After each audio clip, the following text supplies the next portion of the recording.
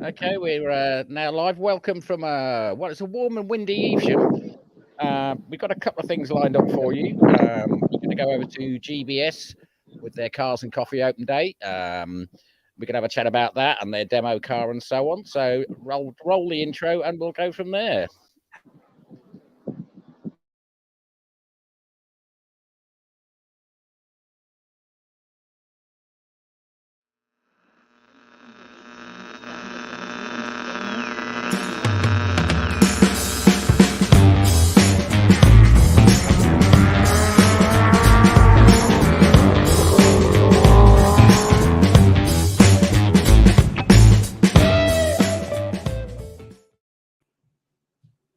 Yeah. Hi guys. Well, greetings world. You're the lead here, John. Give us an intro. Yeah, I'm John Minion, Northwest Kit Co-owners Group, based in Evesham, currently hosting this and hitting all the wrong buttons if it was anything like last time.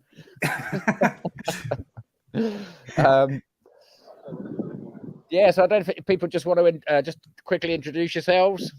Well, I'll just jump in here if you don't mind. I'm Jim Gould, tuning in from rainy and early Vancouver, British Columbia, in Canada, where it is now almost 5 a.m. And I've had my morning coffee because it's now almost stupid o'clock. And I'm glad to be here because it's a sunny and slightly breezy day at GBS, and I'm looking forward to this. But who's the guest that you have to the right? Hi, it's Richard here from GBS, and it's our Cars and Coffee morning.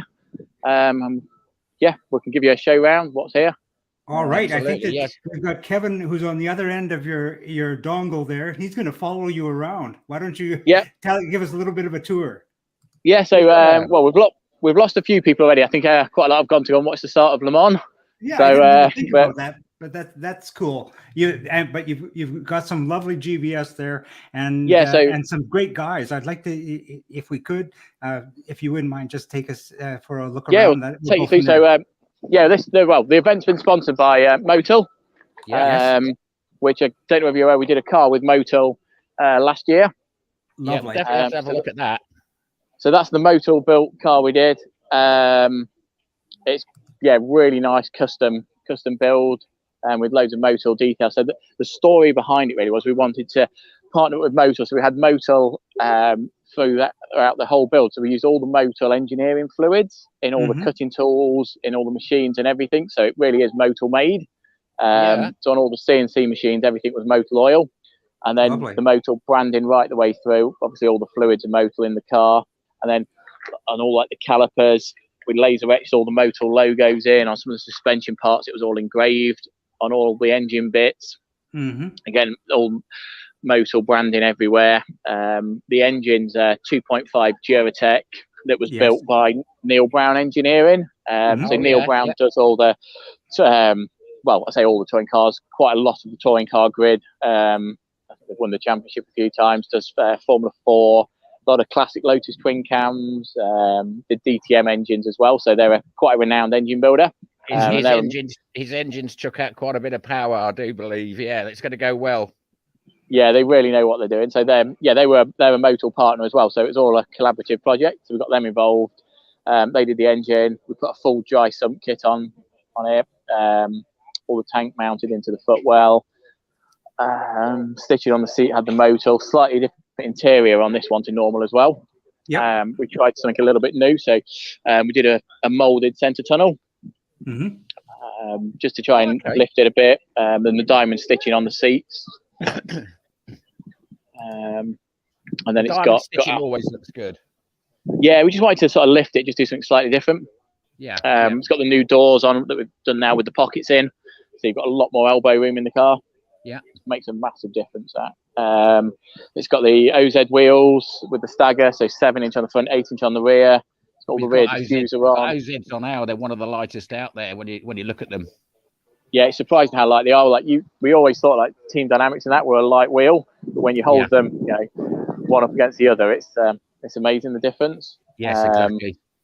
It might be worth at some point looking at some wheels. We've got some carbon fiber wheels we've been developing.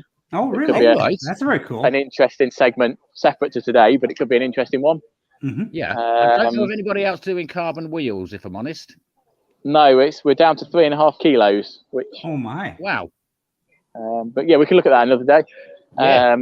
So we've got the motor car, then we've got our demonstrator. I love the color of that demonstrator. It's nice. Yeah. It Yeah, looks like that's, the kind of car that could end up in someone's living room. Yeah, it's a Mercedes color. Yeah, I think it looks an awful lot like the one that Paul has in his living room. Definitely. They're identical. We wanted both demonstrators, both sides of the Atlantic, the same. Yeah. Ah, okay. Yeah, Probably a bit cool. sad, but Now he calls it the Series 2. What differentiates the two? so we've got the Gen 2 Zero. So when was it? It was 2019. I think we started the Gen 2. So we had loads of developments and improvements and different options. And the idea was to sort of just simplify and the range. So every option just became standard. We went through the whole car and just optimized it.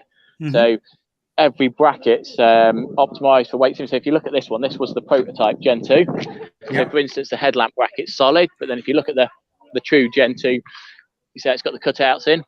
Okay. So we just optimized every bracket for weight. So just a little radius here, a little bit. Loads and loads of subtle little changes that add up to make quite a difference. And then we've done things like the new nuts now. Yeah. I think that Richard must have a little notepad, and he wakes up in the middle of the night and writes down little things and to remember in the morning. Little tweaks he can do, and details. Yeah. Yeah, it's constantly improving. So this one's a factory built car we did last year. It's got all the ATR stuff in the army. So we did a little bit of a play on the old Martini. Yeah, but we did the Martini with the orange. Then this one's up for sale. So if anyone's interested, it's a really nice spec. 2.5. It's got everything on, all the nice carbon bits. Again, you got the doors really as well. Yeah, got the new doors. Seats, we've done the piping on the seats with the blue in as well. Then we've got so it's not just 7 type cars. We've got a new Aston Martin. I do like the look of the Aston Martins these days. They're absolutely stunning. Absolutely lovely. So we've got that. We've had a few Porsches in today. We've got a Focus RS. Real mixture. We've got a nice motorbike engine one. We're just about finished. Want to have a look? Yeah, you've got a bike engine 7 there. 5 Is that right, Richard? Hang on. Just say again, Jim. I was just saying, do you have a bike engine 7 there? Is that what you're saying? Yes, we've got the purple one here. Okay. As we go into the shed, as I recall, the feed drops just a little bit, and so it's a little bit laggy. In fact, you've frozen a bit, so it's. I'm just going to put myself and John back into the picture. Hi, John. As we're waiting for the feed to come back. That's all right. up at GBS, there are a couple of spots where the Wi-Fi feed isn't the best. Yeah, the signal is not the great. The phone signal is not great. Yeah, but the cars and the people are fabulous. That's what's absolutely. Really I'm kind of looking forward to the fellow who's holding the camera is our good friend Kevin Broomhead, and I'm really looking forward to perhaps having a chance for him to maybe go over to a couple of the people who've got their 7s there, and maybe we can just have an interview or two. So we'll just wait for that to come back in. Yeah, just have a chat and walk around. I don't know if you know, but Kevin has started work there. Yeah, I know. Isn't that the most fabulous thing? Absolutely. Yeah. Now, not an easy built one. Loved it, but now he's actually working for the firm. I know. The car that he built. Great. So yeah, we'll have to pick up on that. I think I think he's only been there a week or so. I think. Yeah, I think that you're absolutely right. But it's great. I mean, we're getting a bit of feedback from some people who are on the stream now, and Jim Page, our friend from South Africa, who's now in I believe West Africa, just chimed in to say high and nice stuff, Jim. Thank you. So that's cool. Yeah. So what's happening next week with Northwest Kit Car Owners Group while we're waiting for the feed to come back in? Yeah, we're actually down at Santa Pod for Kit Fest, so we'll be going on the Sunday. I'm keeping my eye on the long range weather forecast, and it looked a bit dodgy, but it's picked up a bit. It's looking to be quite a very nice weekend, so I will be looking at the forecast. Because obviously the weather makes any event, especially with the 7. If it's chucking it down with rain, you're not going to get hardly anybody there. But the weather's looking really good. But we're hoping the attendance is going to be up because it's on the back of the retro show as well. So there'll be a lot of retro cars there and modified cars. Plus, you can run your car down the strip if you want. So yeah, it's normally a full day out, great day out. So we as I say, we're just holding out for the weather. Yeah. We've actually hired a professional videographer and photographer to come down as well, just to record the events on the day. So yeah, that'd be great. And I don't know if Trevor or any of the other members will be there, but I just wanted to point out that, if you wanted a bloke to wake up at stupid o'clock and join the stream, I think I'd be very happy to do that too. Yeah. So looks like we've got Richard back. We've got Richard back. Yeah. Let's put him into the picture. Hello, Richard. Sorry. Kevin's phone dropped out. I know. As you get back close to the garage door, the feed just seems to drop. I remember that from last time, so I apologize. Okay, I'll try and I'll show you this bike engine one then. Yeah, yes, and could you rotate the camera just so it's laying horizontally? That would be greatly appreciated too. There we go. Oh no. Oh, that way. There we go. That works so much better. Yeah. Not set up on this phone now. So another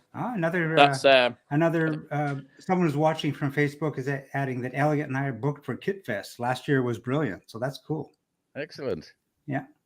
So look at that. Kawasaki engine. Yeah.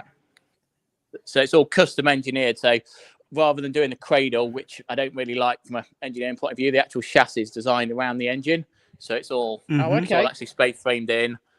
So it's actually an integral part. Oh, okay. Yeah, I've got it. It's it's a nicer way of doing it.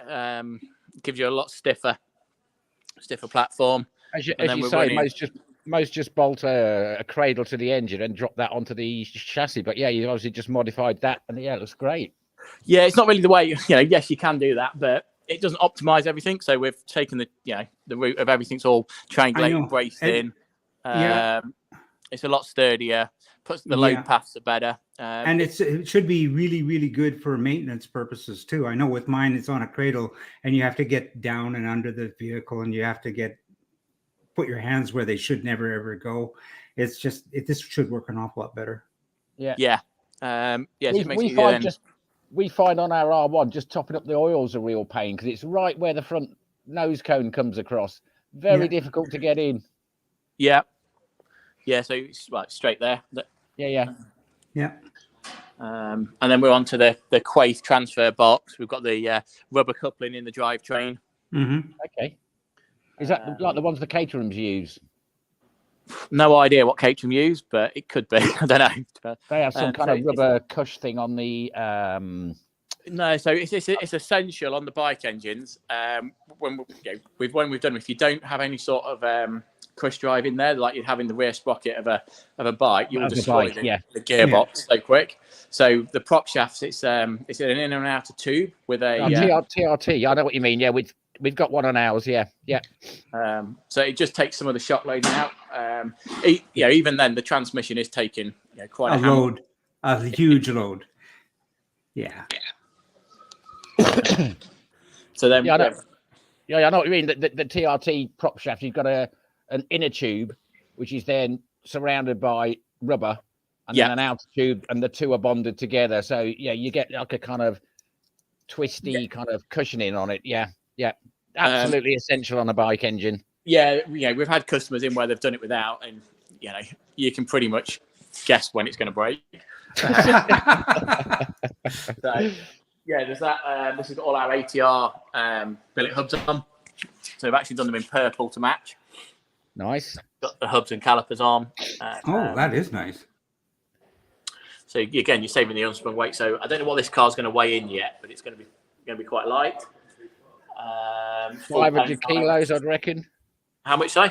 500 kilos, I would guess. That's pretty heavy for a bike engine car. It's going to be, around about there, I'd have thought. Yeah. We've got an MK and it's coming in at about just under 490. And we've not done any major lightning on it, and we are running bigger wheels. So yeah, I would have thought so. Like the carpet adds quite a bit of weight and some of the interior stuff, but we've not gone after weight saving on this one necessarily. It's just gone to a nice spec. Got ABS on there as well. Well, it's not ABS; it's the wheel speed sensors. Yeah. So on the new hub, we've got the wheel speed sensors. So we're not running on this one, but on the car, on the Duratec app, when we're running the Life F88 ECU, you can put all your wheel speed sensors into it.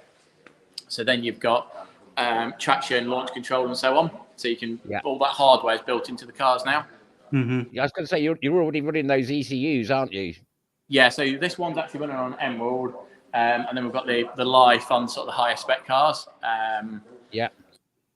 It depends what you're running really. The Life, it does cost a bit more, but the extra features and the safety elements and the link for your engine in terms of the limp modes, warm-up cycles, engine cuts and that, it just protects your investment.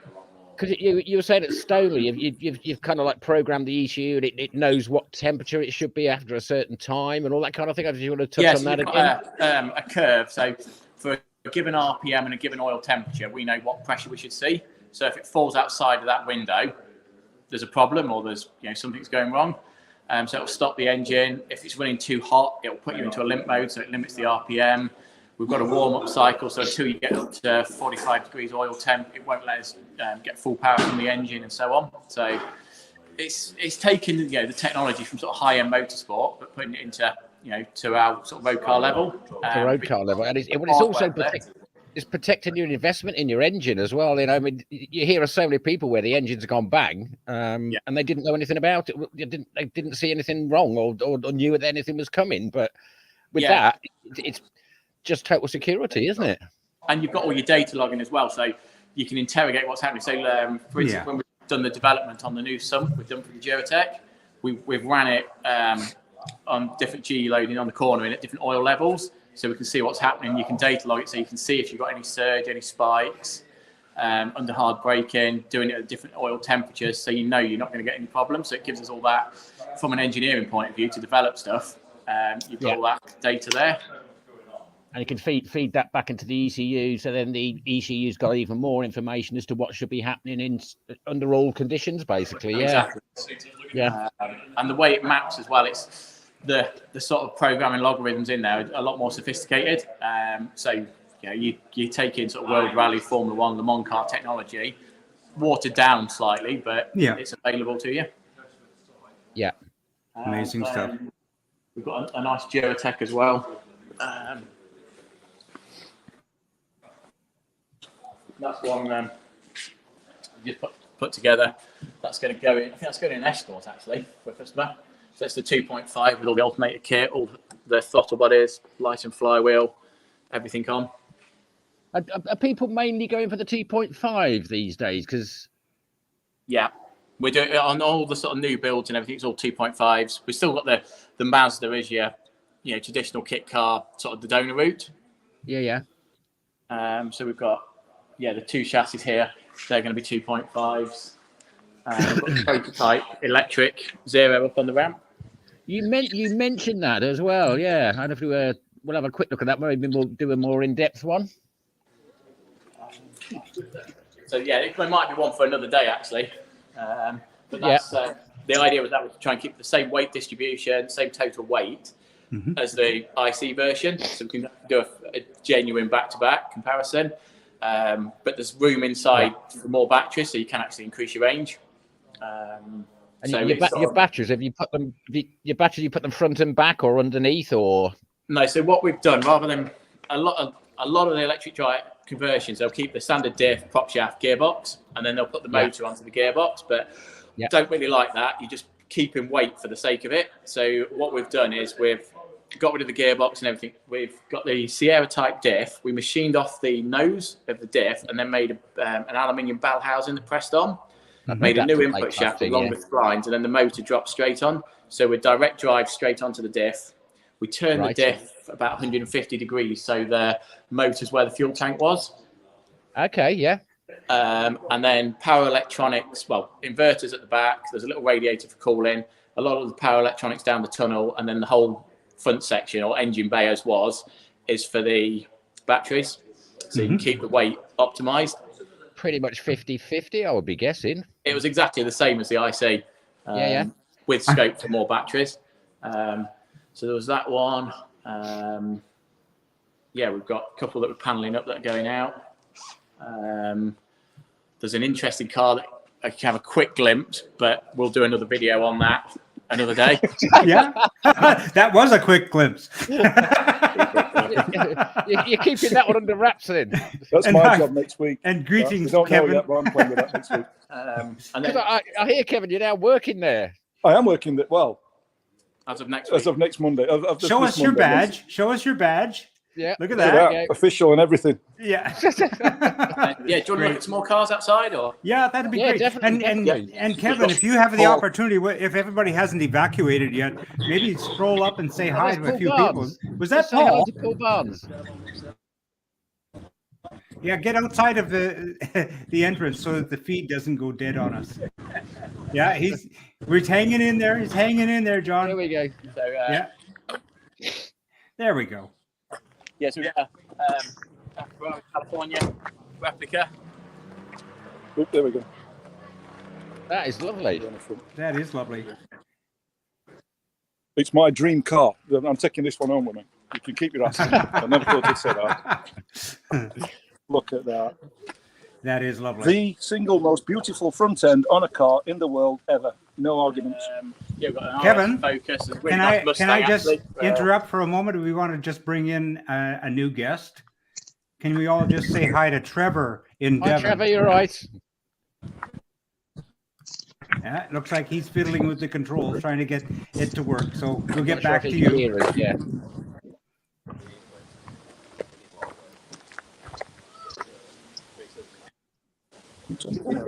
Yeah, well, there's Richard, and here's John. Hey, John, how you doing? I'm doing all right. I think they've lost a bit of signal again, but we'll see how we go. A little bit of lost signal, and then Trevor I believe is in Devon. Is it Devon? Yeah, I think he's in Devon, and he's trying to make his microphone work, and he's struggling. I think we struggled with the sound last time with him, but yeah. We'll get it See how we sorted. go. We'll get it sorted. So here we are, frozen in. Yeah. Hey, Trevor, how are you doing? There we go. Yeah. There we go. Are you there? We get all sorts of cars. The idea with the Cars and Coffee is not just for GBS, because anyone into cars, weird, anything. The audio works well. Steam cars, lorries. Yeah, just breaking up a little bit, I think there, but the A reception. little bit, yeah. So in any event, we've got. I can hear Kevin there. We got the audio feed seems to be working good. Maybe we'll stop doing the video chats and we'll just start doing audio from now on. Yeah, well, it looks like the picture's coming back. Yeah, there we go. It's just a bit laggy. Yeah, there we go. That works good. That's a nice kit car. Can you tell us a bit about that one? It's on a call. Can you hear us now? I can hear you fine. Is that better? Yeah. Yeah, the video. Then we've got Paul here as well. Hey, that's great. Hey, Jim. Hey, everyone. Hey, Paul. How are you? Good. As you see, I get around. You do. Is that kit out of your living room yet? That's my first question. No, the kit's not. The kit's not out of the living room, and the one that we did the unboxing of now is displaced one of the family cars from the garage as well. So. Yeah. So we're going to say hi to Paul Aspen, who's now joining the stream. Hello, Paul. Hi, guys. You okay? Hello. Everyone here is fine. And thank you for making the time. This is great. Yeah, no problem. I'm a little bit under pressure at the moment. I've got to go to a food festival in a minute. And there's not much that'll keep me away from a food festival. So I just thought I'd pop in and say hello. Yeah, well, thank you so much. And we're actually chatting at GBS Cars and Coffee with Richard Hall and Paul Barnes. And Paul Barnes, you're the US distributor, yeah? No, sorry. What was that? Oh, just saying, Paul, you're with GBS North America. Is that correct? That's correct. Yeah, that's my company. I represent and sell the Zero in the Americas. Yeah, and we've been having quite a bit of success. And I don't know if you looked in the workshop. There's a couple of cars in there which are destined for the US. Oh, that's We've wonderful. Got 2 en route right now, and I think we had about 3 or 4 delivered last month as well. That is absolutely fabulous news. I'm so we happy. Obviously, it all gets sent off in a crate, and I was impressed when we did the unboxing. And I think, Jim, you've got a quick summary video. Oh yeah, I wonder if I can get to that. We'll just see that. We'll just see. I've got it here somewhere. Let's see. Yeah, Paul Barnes, we just condensed it down, but it was lovely to see, and how it all been packaged up, and you obviously can deliver them internationally, and it didn't take that long to get there. Well, let's get to that right now. Here we go. That's right. Yeah, my name is Paul Barnes. I'm with Great British Sports Cars North America. That's my company. What I thought is we condensed this down into a small portion. A new so kit. It's 4 minutes long. Paul. This kit is owned by Ben here. This is Ben's car, or going to be Ben's car in this crate. And let me just say, I haven't opened it. I haven't done anything. I don't know. It's a bit of a surprise. Not too much of a surprise what will be in there. But... So this is the first time you've actually looked at this and opened it. This is it. This is it. This is it. I hope Richard Hall's not in there. Stand out.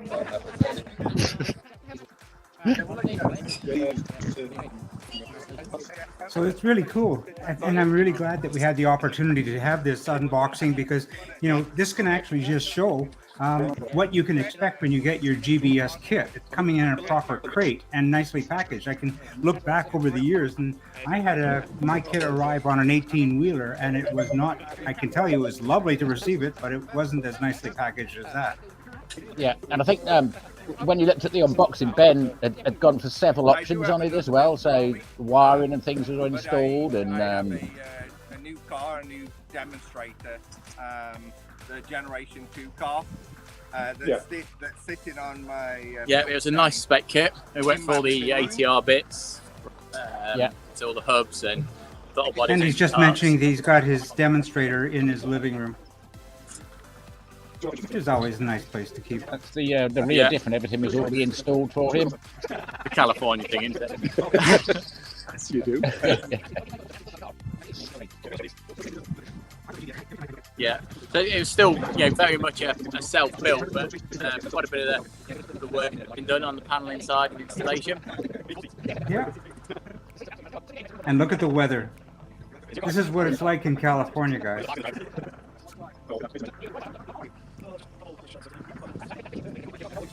What a kit. Look at that kit. It was a lovely colour, that powder blue as well. I just like the quality of the finish. Everything is so well thought through. It's bespoke. It's amazing.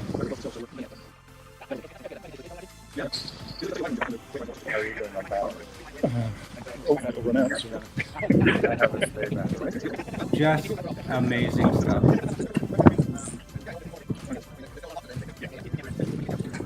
Look at how it all arrived. Just bubble wrapped, perfect. Yeah, and I bet he didn't go for the heated seat option because he doesn't need them. Yeah.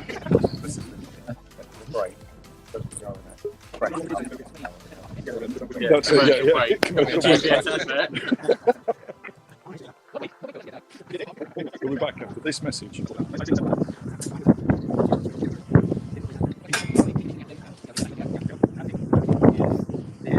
that. Bespoke. The end of the unboxing. All of the components that you're looking at now are not, it's not the low-cost type of approach.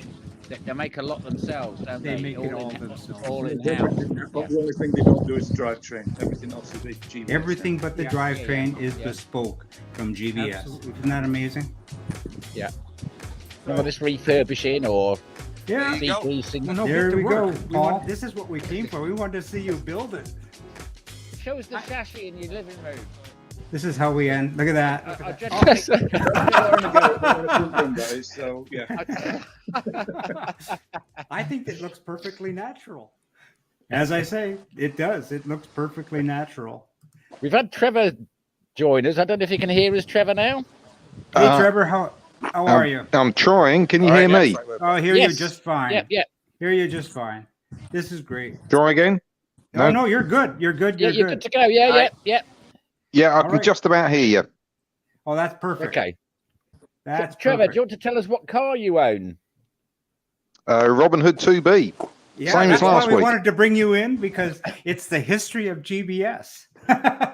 Moving on from Robin Hood. I'm not sure Richard will own the 2B as one of his projects. So say that again. I don't think that. A bit windy now. Richard's.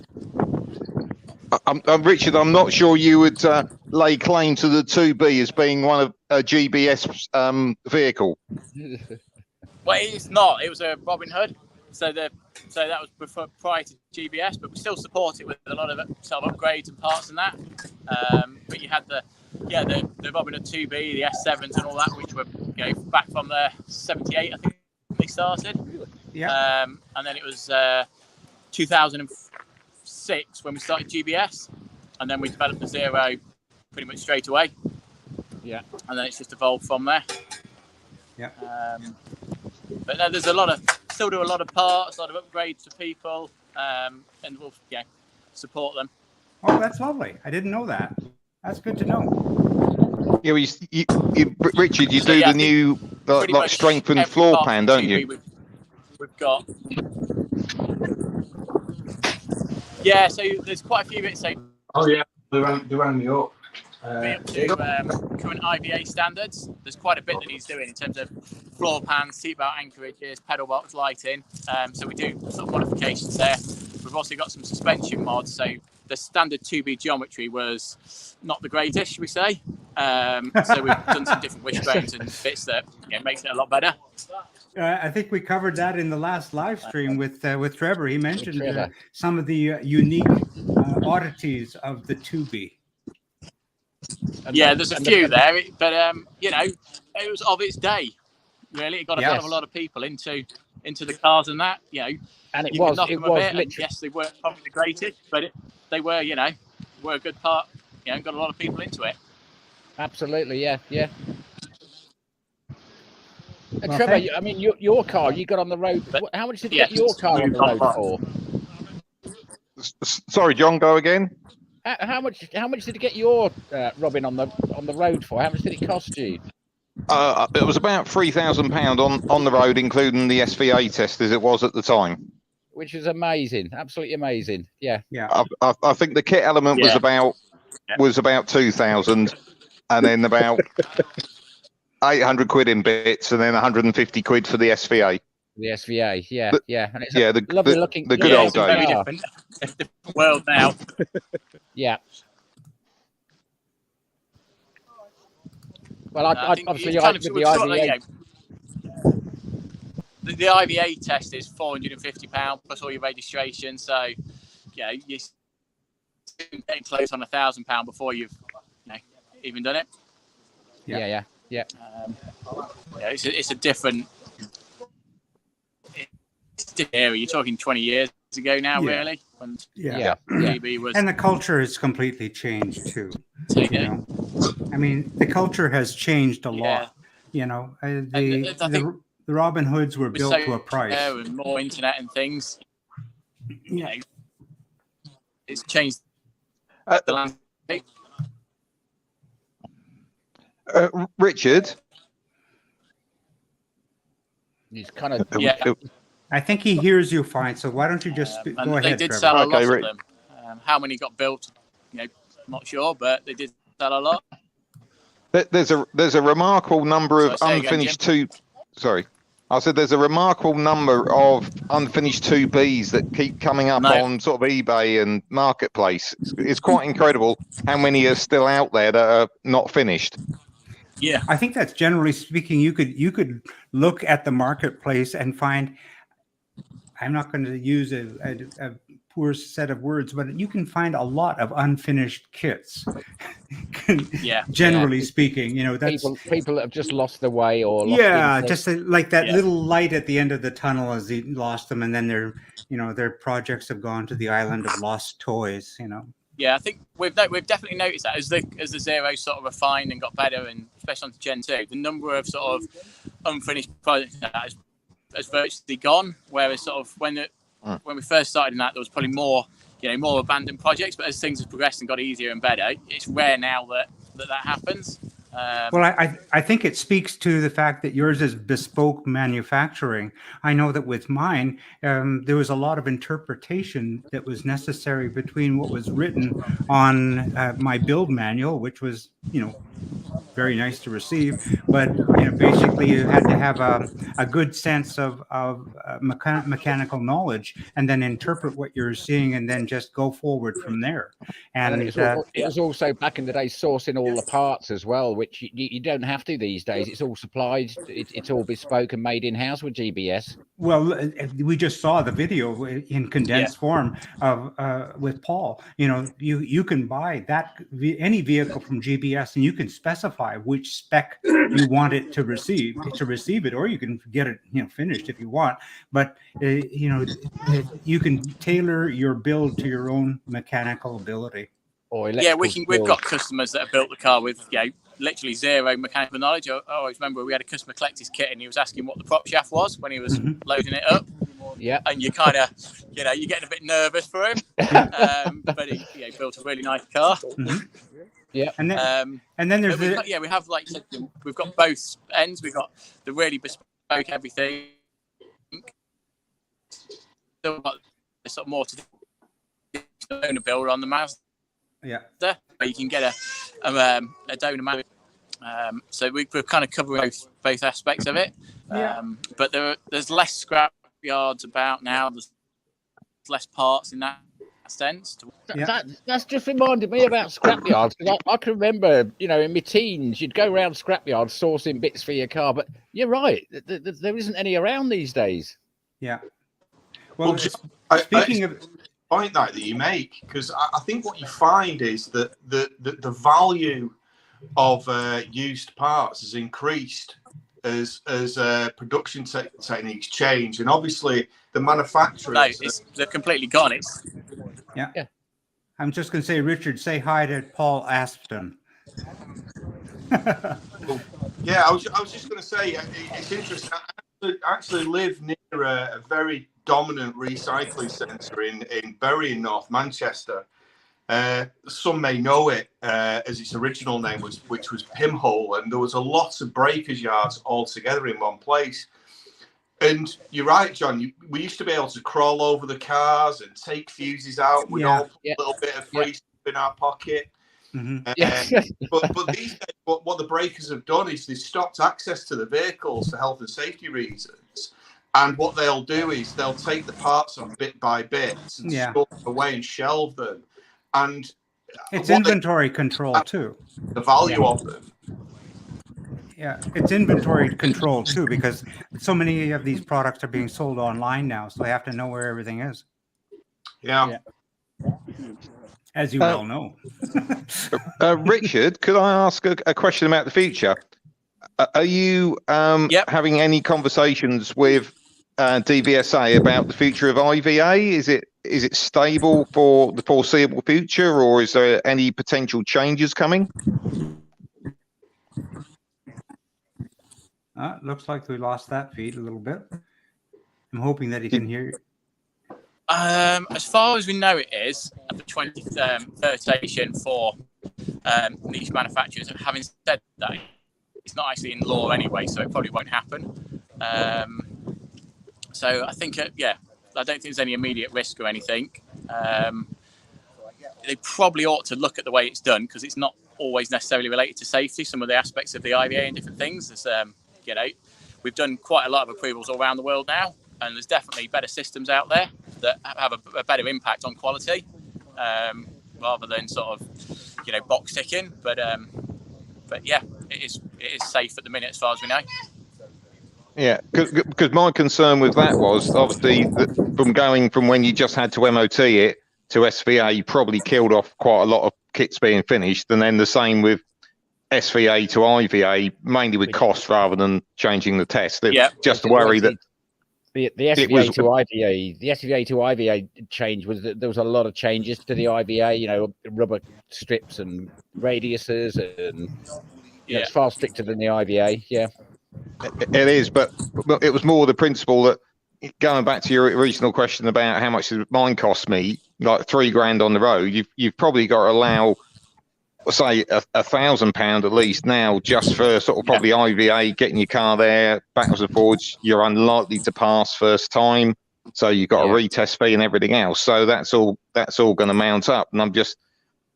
It is, call me a cynic, but is it there's a good way of the government of getting rid of like nasty, horrible things on the side of automotive world, like kit cars and modified cars, is you don't outlaw them, you just legislate so they can't be made legal. And I was just worried you can't get them on the road. Yeah. No, exactly. Okay, Richard. If you actually think of the size of sort of the niche vehicle industry in the UK, there's lots of little manufacturers. As a group combined, it's massive, and it's not only sort of sports cars. It covers horse boxes, custom-made lorries, hearses, armoured vehicles. There's quite a lot more to it when you actually look into it. So the IVA scheme picks up all them, non-standard vehicles. Okay. So I think, from an economic point of view for the country, it would be a backward step to lose it. If anything, they need to support it more. We're pretty unique in the UK that we've got this, and we're probably leading the world, really. I would think so, yeah. Paul, with your vehicle, going into that, what kind of process? Yours was a damaged beyond repair wreck that you took from the breakers that you restored to life. What was the registration and making it legal process for you? Well, to start off, I didn't make it easy for myself. I would say that, and anyone who was thinking of doing something similar to myself, I'd tell them to really consider it deeply first, because first of all, if you're taking a damaged vehicle, you've got to appreciate what the different levels of write-off mean in the UK. Mm-hmm. The different categories, and the vehicle that I took off Scrappy, it was a category B write-off, which actually means that it can never return to the road on its own. And it was a Westfield, right? That's right. Yeah, it was a well-known Westfield in the Westfield community, and I took it from the scrappers knowing full well that they couldn't really do anything with it apart from crush it, and they didn't realise the intrinsic value of the parts. So I took the opportunity to take that, and what we had to do was essentially put a new chassis on the car, and then obviously it required new bodywork because that had been substantially damaged. But then throughout the build, I've been reading the IVA documentation in detail, and I realised that if I could prove to the IVA inspector every part that I transferred from the old car had been remanufactured to the original OEM specification with evidence, that meant that when the car went into the IVA, I proved that with very a bulk of documentation to prove that I'd done the right thing. That meant that not only could I could get the car re-registered as a completely new vehicle, and I could have gone for a Q plate. It also, because I documented so aggressively the remanufacture of the transferred parts, it meant that I could actually prove that it was a completely new vehicle. And that's why the Mofast Mule today has a 21 plate on, which I think was a bit of an eye-opener for everyone when I managed to do that. Yeah, definitely, yeah. It does require an incredible level of diligence around measuring everything, proving that you've measured it. Document everything. Yeah, and to be honest, my day job's really quite detailed in the high tech industry, so I'm quite used to that kind of way of working. So it was just it was right for me. I wouldn't say it's right for many other people. What I'd say, and taking anything off a scrap heap requires a significant amount of commitment. Right. Well, you did a lovely job, I must say. Well, we tried our best. So we always had a vision for the future, and we always wanted to put out a really good car off the back of that. So I think we proved our ability by taking something that was, destined for the scrap heap and turning it into what you see today. Yeah. That's what that was about. And you did it just in time too, because of the sad news that has come down with Westfield. Do you have any comment on the administration? Well, I think from my perspective, I'll keep this brief because first and foremost, there are young families that are tied up in this. There are people that must be extremely worried about the future in what is a very, very difficult economy at this moment in time. So yeah. First and foremost, thinking of those people that have put a lot of time into that business. But it has, from my opinion, the evidence has been there for more than a year, if not longer. The long lead times. Sorry? The long lead time, 6 to 8 weeks and things. Yeah. It is. And whenever you see long lead times like that with a company that's essentially an assembly business, that the reason why those lead times exist is because they're simply robbing Peter to pay Paul on the supply chain. Yeah. And suppliers are not releasing parts. I would suspect. I'm speculating at this moment in time. On that one, I'd agree with you to an extent, but to be fair to Westfield, supply has got difficult on certain components and stuff. Not necessarily from a cash or robbing it from one to the other, just in a general supply chain point of view. We've had issues on quite a number of parts, and I've had to resource different things and that. So I hear what you're saying, and I do get that. But there has been a lot of supply issues, across the industry.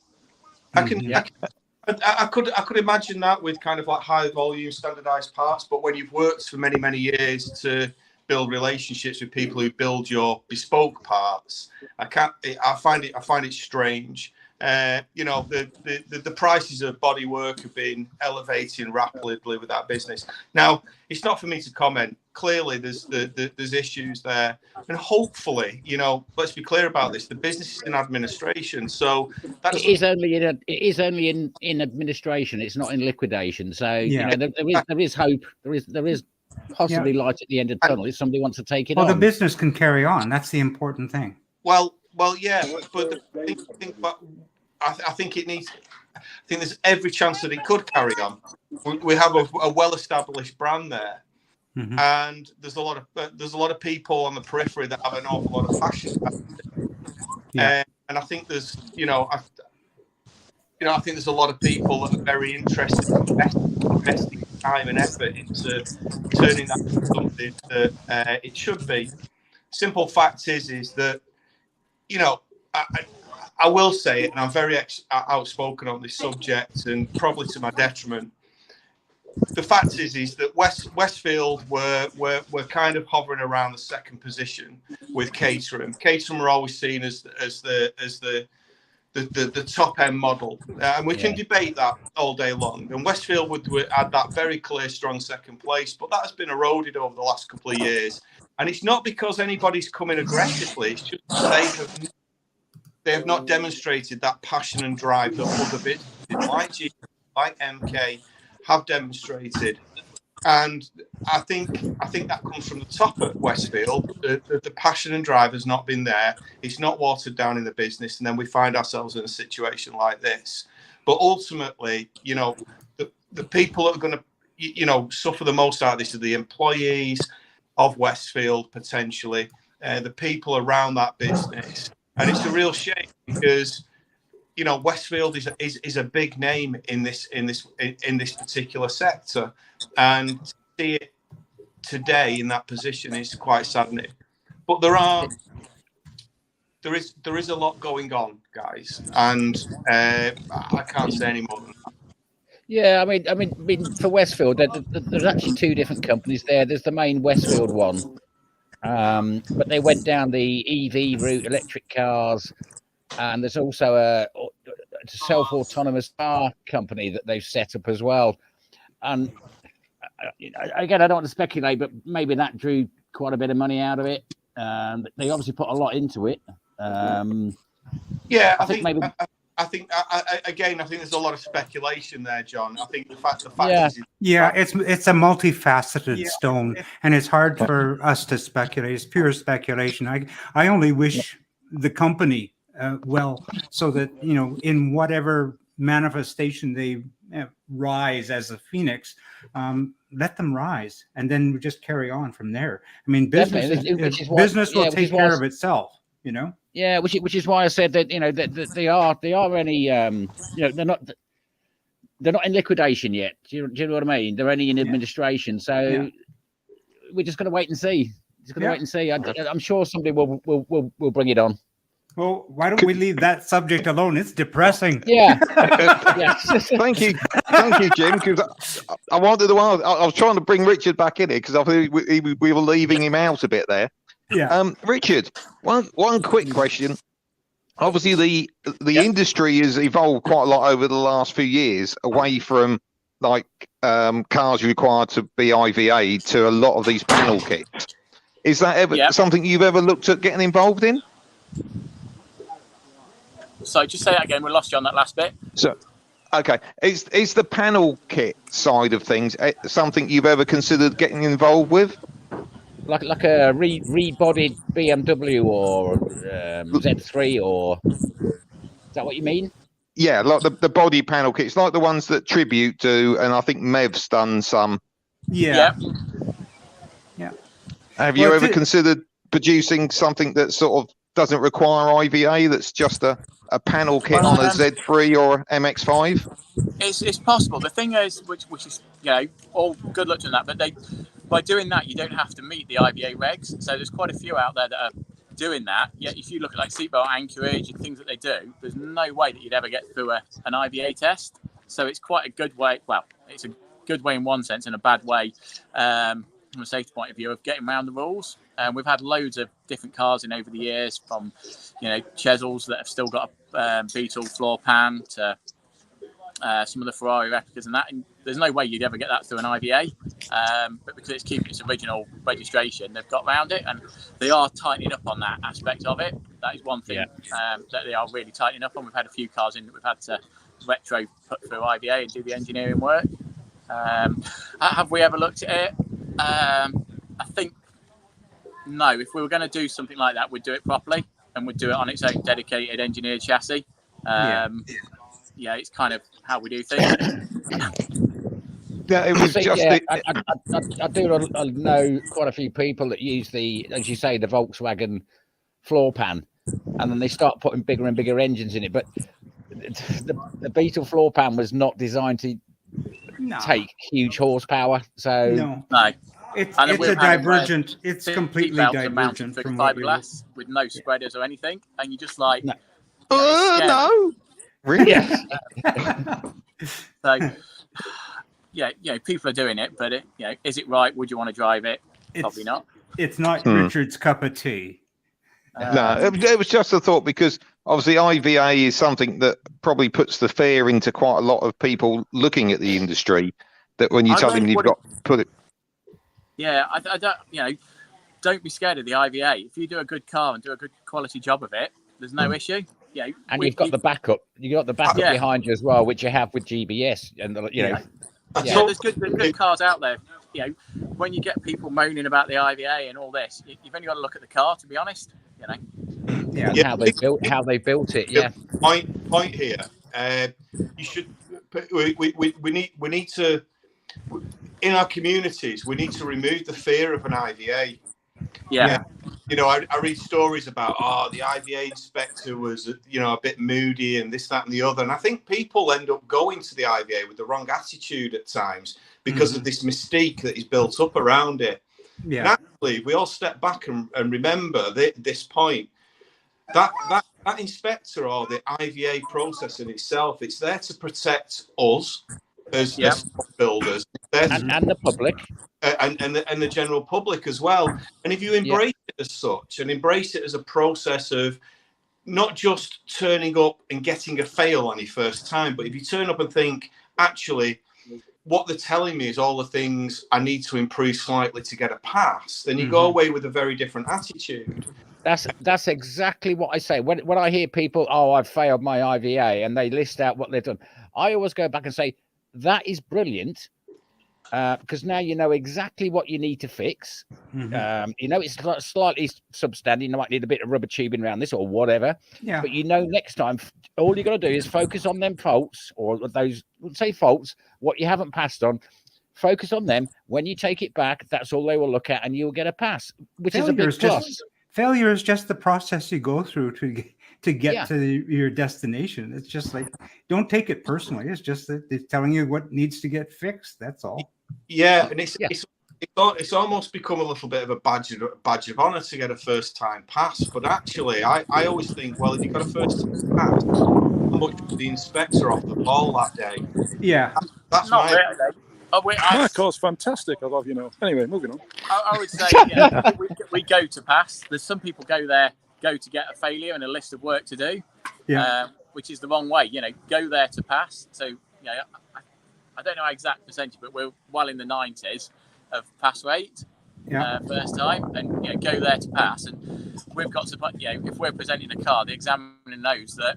You know, well, I think that speaks that speaks volumes, Richard, about the quality of the product that you produce. You produce everything is bespoke and everything is completely well thought out. But that's that's not just one of our cars. We IVA lots of other things like the Escort project that we did, the Mark II Escorts that we engineered right the way through. You know, that was all done to the regs and everything to pass first time, and it was engineered. You know, so I think Richard, it's different though when you're in control of the building, and that's probably a testament to the quality and support that your business provides. Exactly. Yeah. You see, but when you've got self builders there and the community around them, the sub community around them is building up a mystique around the IVA. I think some people go to it as a self builder with the wrong attitude, and that's the point I'm highlighting. You guys go it all the time. Almost go there expecting, expecting a fight. Yes. Yeah. And there is quite a lot of inconsistency from test centre and different examiners, which is, I guess, it's human nature, which can be annoying sometimes. But it's part of the system, I suppose. Well, this has just been brilliant. Thanks so much, guys. Kevin, has everybody evacuated and split yet? Has everybody gone? Yeah, there's a few people around. Why don't we take a visit and say hi to a few people? Yeah, if there's any owners want to tell us about their cars, we're brilliant. No, there's nobody here. We'll wander around. Tell us a bit about some of the cars. Oh, they're in the workshop. Follow me. Oh. Just watch the video reception in the workshop. It tends to drop off. All right, okay. As Kevin is going through the doors of darkness, as the Wi-Fi and the cellular feed disappears, we'll get to look at. Here we go. Yeah. There we are. We're inside the workshop. Isn't that great? Yeah, there we go. That's a better feed. It's not so windy now. We're on Wi-Fi. So yeah, that's pretty much it. Yeah, you're still there. Thank you, Kevin. Oh, you're welcome. Here we are in the shed. I think we're still. Now, what is that one up to over the left, just to the right of Paul? Which way? Sorry. The one over your shoulder. What is that one up Well, on the left? that one. That's the electric car we looked at earlier. Oh, you got an electric car. Yeah. Well, everybody's dabbling. Yeah. Amazing. Yeah, that's still being developed, isn't it? It was running, but yeah, it's still being developed. Yeah. Yeah. Very cool. Well, we'll have to discuss that more later. We got lots of electric builders, and we've got a fellow down in Texas who wants to do a live stream with us. So maybe we'll try to bring everybody together. Definitely, Jim, because what we did a couple of things on the electric and with Westfield and the Chesil and so on, and people out in Jamaica or wherever it was. Everybody seems to be going down a slightly different route. How the electric cars are set up. Some had batteries under the floor, some had at the front, some at the back. So yeah, it's quite interesting to see how people are coming, getting their ideas together and going completely different routes, but coming up with the same almost 50-50 weight distribution. Well, it's a completely new era, it's completely different. Like the original combustion engines. It depends on how you're wanting to use it too, because some people are looking for economy. Some people want to have it for everyday use, and other people want it for drag purposes. Drag purposes. Don't put a whole bunch of battery cells in it. And you keep the weight down, and just make sure that you've got a lot of boost to make it down the track 1 or 2 times. That's all you need. I know that's that one we looked at where it was. Taking it down the drag strip, it was up against like 5.7 litre V8s and stuff, and just absolutely murdering them. I know. In a quarter mile, a bit further, he would have been in trouble. Yeah.